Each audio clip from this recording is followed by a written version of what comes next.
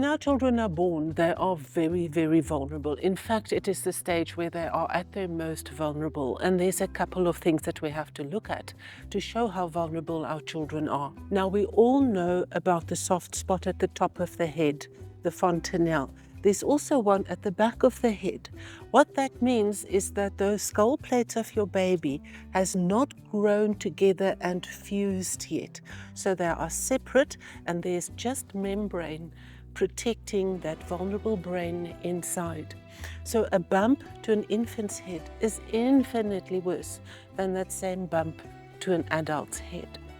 Children also carry a lot of weight in their heads in proportion to their body. In fact, at birth, 25% of your child's weight is in their head. So if your child is forward facing at that young age, during a sudden stop, that head will throw forward with far more force than that of an adult would, and that brain is vulnerable. Now, our children's spines are also underdeveloped. Instead of having bony protrusions like ours, it looks like a little row of jelly beans on top of each other if you look on an X-ray. That is because it is still cartilage and bone. Now, this will harden over time, and the big word for that is it will ossify.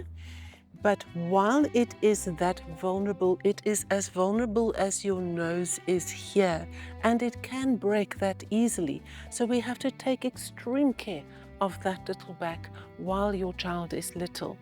The other area that is underdeveloped during at birth is the pelvic bone configuration. Children don't have the pronounced hip bone that we have. In fact, as babies, that pelvic bone that you have on both sides is still separate little bones. And that needs to grow together and strengthen.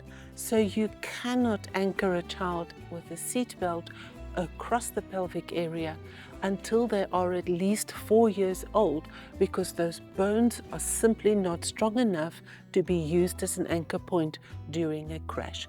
So as your child grows up, the bones become stronger, the skeleton gains in strength, the ligaments become stronger, and the whole body grows stronger.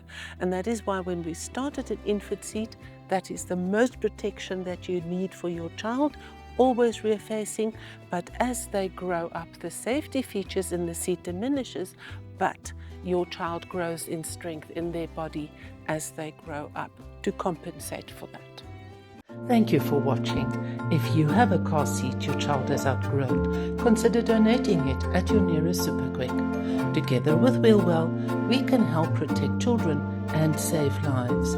For more information, visit superquick.com or wheelwell.co.za.